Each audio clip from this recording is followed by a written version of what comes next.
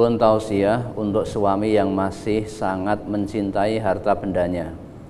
Ada seruan infak, enggan untuk segera berusaha. Kalau istri memberi nasihat, ya apa duwene, karena harta kita yang sesungguhnya yaitu. Seperti itu apa salah Ustaz? Karena saya berpikir untuk apa mengumpulkan harta kalau tidak bisa membawa kita ke surga.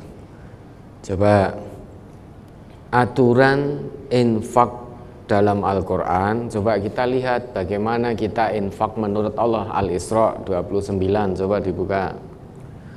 Surat Al-Isra nomor surat 17 ayat 29. Wala taj'al yadaka maghlulatan ila unukika wala tabsutha kullal basti fataqmuda maluman mahsura.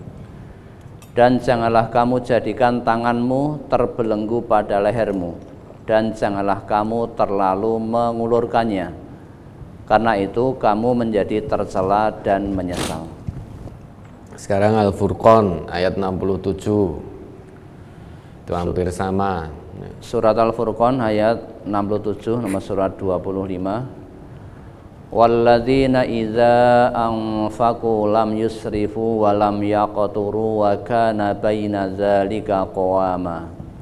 Dan orang-orang yang apabila membelanjakan harta, mereka tidak berlebih-lebihan dan tidak pula kikir, dan adalah pembelanjaan itu di tengah-tengah antara yang demikian. Nah, aturan infak itu berdiri di tengah-tengah. Infak itu kita tidak boleh terlalu kikir, artinya medit banget, eman banget. Itu tidak boleh, dilarang oleh Allah. Wala taj'al yadaka maghlulatan ila unuqika. Ya. Namun demikian kita juga tidak boleh terlalu mengulurkan tangan dalam infak. Artinya semuanya kita berikan. Nah kalau semuanya diberikan, lah bagaimana nanti keluarganya? Padahal yang namanya keluarga, anak istri itu juga butuh makan, butuh sandang, butuh papan. Kalau semuanya diberikan, maka nanti menjadi tidak punya. Kalau tidak punya, larinya kemana? Meminta-minta larinya. Ya, larinya akan meminta-minta. Lah duitmu ning ndi, bondomu kok entek, wis tak infake kabeh. Nah, sekarang malah jadi peminta-minta. Gara-gara terlalu mengulurkan tangannya untuk infak fisabilillah, semuanya diberikan. Nah, kemudian setelah diberikan untuk memenuhi kebutuhan hidupnya malah menjadi peminta-minta. Nah, kalau ini terjadi, maka dia menjadi tercela, ya, menjadi tercela dan menyesal. Wah, tiwas tak infake kabeh. Saiki ternyata saya dan keluarga juga butuh makan. Nah, terus makan dari mana ini? Meminta-minta, akhirnya menyesal, tercela dan menyesal. Nah, meminta-minta tadi tercela dan pada akhirnya menyesal. Maka di ayat yang lain yang dinamakan Ibadur Rahman, ya, Al-Furqan 67 tadi merupakan keterangan lanjutan dari ayat-ayat sebelumnya. Wa Ibadur Rahman alladzina yamshuna 'alal ardi hauna. Nah, dari ayat itu hamba-hamba Allah yang Maha Pengasih itu salah satunya yang berjalan di atas muka bumi ini dengan rendah hati. Terus begitu kemudian di ayat 67-nya termasuk Ibadur Rahman, termasuk hamba-hamba Allah yang Maha Pengasih itu yang apabila walladzina idza anfaqu lam yusrifu wa lam yaqturu wa kana baina dzalika qawama. Yaitu hamba Allah yang Maha Pengasih itu apabila mereka infak itu lam yusrifu, tidak berlebih-lebihan sehingga kebutuhannya tidak tercukupi keperluannya, hingga akhirnya menjadi peminta-minta. Kalau itu dilakukan, maka kata Allah dia bukan Ibadur Rahman, bukan hamba-hamba Allah yang Maha Pengasih. Begitu pula sebaliknya, ya, yang namanya hamba Allah yang Maha Pengasih, ibadur Rahman, itu kalau berinfak lam yakturu, tidak pelit, tidak medit. Yang pertama tadi tidak berlebih-lebihan, artinya tidak terlalu mengulurkan tangannya sehingga habis semuanya. Yang kedua, terlalu menggenggam erat tangannya sehingga seolah-olah tangannya itu terbelenggu di lehernya. Artinya medit, pelit untuk infak fisabilillah, tidak mau. Sehingga pelit sekali, iman sekali. Nah, baik yang terlalu mengulurkan tangan maupun yang terlalu menggenggamkan tangannya itu bukan ibadur Rahman. Nah, lantas siapa ibadur Rahman?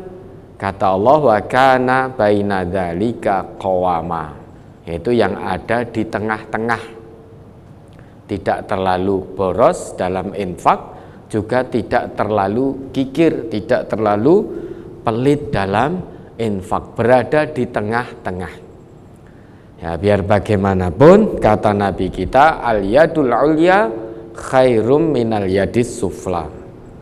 Ya, tangan di atas lebih baik daripada tangan di bawah. Nah, maka wabda biman ta'ul, mulailah memberikan infak terhadap orang yang berada dalam tanggung jawabmu. Wa khairus shadaqati an dhahri ghina, sebaik-baik sedekah, sebaik-baik infak itu yang lebih dari keperluan. Misalkan Bapak Ibu punya keperluan sehari semalam itu cukup 50.000 untuk keluarga. Nah, untuk makan keluarga itu 50.000 cukup. Nah, Bapak Ibu punya kelebihan, maka itu diinfakkan fi sabilillah. Beri nafkah dulu pada keluarganya, karena keluarganya itu berada dalam tanggung jawabnya. Jangan semuanya diinfakkan sehingga melupakan tanggung jawabnya terhadap keluarganya. Dan juga jangan terlalu medit.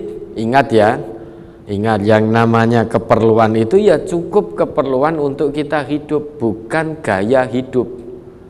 Ya kalau mengikuti gaya hidup, pada akhirnya nanti akan menjadi orang kikir, menjadi pelit, iman. Maka cukupi dulu kebutuhan keluarga, makan minumnya, ya. Setelah itu infak fisabilillah, berada di tengah-tengah, jangan terlalu boros, jangan terlalu kikir. Wa kana baina dzalika qawama, berdiri di tengah-tengah, itulah yang disebut oleh Allah ibadur Rahman, hamba-hamba Allah yang Maha Pengasih. Nah, kalau tadi dikatakan ya apa duwene diinfakkan, itu baik. Mungkin ibu melihat untuk makan minum satu keluarga sudah cukup.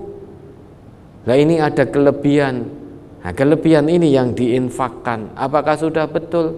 Insya Allah sudah benar memberi nasihat suami. Karena jangan sampai suami terlalu mencintai harta benda hingga akhirnya melupakan seruan infak fisabilillah. Padahal untuk makan minum kesehatan sudah cukup. Kenapa tidak mau infak? Kenapa terlalu kikir? Tidak mau membelanjakan, menginfakkan hartanya di jalan Allah. Padahal seruan infak itu yang menyeru adalah Allah. Coba dibuka itu Quran surah At-Taubah ayat 53, 54.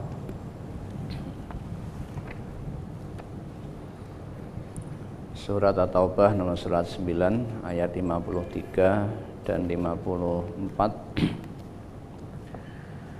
Kul anfiqu taw'an aw karhal la yutaqabbala minkum innakum kuntum qauman fasiqin. Wa ma mana'ahum an tuqbala minhum nafaqatuhum illa annahum kafaru billahi wa rasulih illa annahum kafaru billahi wa rasulihi wala ya'tuna sholata illa wahum kusala wala yunfikuna illa wahum karihun. Katakanlah, nafkahkanlah hartamu baik dengan sukarela ataupun dengan terpaksa. Namun nafkah itu sekali-kali tidak akan diterima dari kamu. Sesungguhnya kamu adalah orang-orang yang fasik. Dan tidak ada yang menghalangi mereka untuk diterima dari mereka nafkah-nafkahnya, melainkan karena mereka mereka kafir kepada Allah dan Rasul-Nya, dan mereka tidak mengerjakan sembahyang, melainkan dengan malas, dan tidak pula menafkahkan harta mereka, melainkan dengan rasa enggan. Nah, ya lah. Ini perintah Allah. Qul anfiqu taw'an au karhan. Ya, kamu suka atau tidak suka, kalau kamu sebagai seorang mukmin, maka sebagian dari harta yang Allah titipkan padamu itu kewajibanmu menginfakkan sebagiannya, baik dengan sukarela, taw'an, dengan penuh ketundukan, ketaatan, ataupun karhan, ataupun terpaksa. Namun ingat, la yutaqabbala minkum innakum kuntum qauman fasikin. Infakmu sekali-kali tidak akan diterima. Infak yang bagaimana yang tidak akan diterima? Infak dari seorang yang hatinya penuh dengan kefasikan. Nah, ayat berikutnya menjelaskan wa ma mana'ahum an tuqbala minhum nafaqatuhum, dan tidak ada yang menghalangi infak mereka untuk diterima kecuali karena mereka tidak beriman kepada Allah dan juga tidak beriman kepada Rasulullah. Orang yang tidak beriman kepada Allah dan Rasul, sekalipun dia infak, sedekah, infaknya tidak akan diterima oleh Allah. Selain itu, yang menjadi penghalang atau sebab tidak diterimanya infak kita, wala ya'tunas sholata illa wahum kusala. Orang yang mendatangi sholat dengan rasa malas, mendirikan sholat dengan rasa enggan.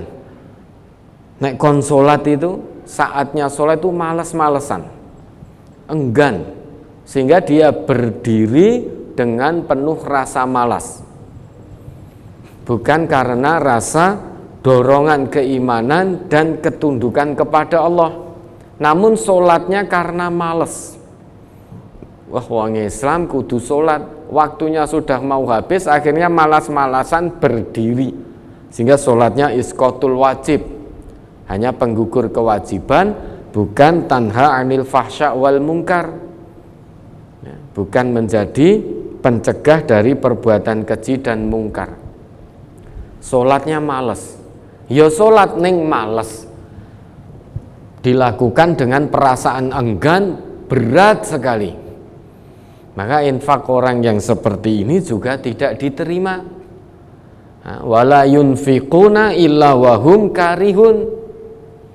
Sebab ketiga, infak seseorang itu tidak diterima, mereka juga infak, menyerahkan hartanya, namun karihun, terpaksa sekali, dengan sangat terpaksa, bukan karena keikhlasan mengharap ridho Allah. Ya infak, uangnya juga diserahkan, harta bendanya, untuk fisabilillah, namun dengan rasa terpaksa sekali, bukan dengan rasa keikhlasan, bukan lillah. Mungkin karena malu, saudara kanan kirinya infak fisabilillah, bangun masjid do infak, kita malu nek enggak infak, enggak bangun masjid, nanti diisin-isin oleh tetangga kanan kirinya, akhirnya dengan sangat terpaksa infak. Ya keluar uangnya, ya dipakai untuk bangun masjid tersebut.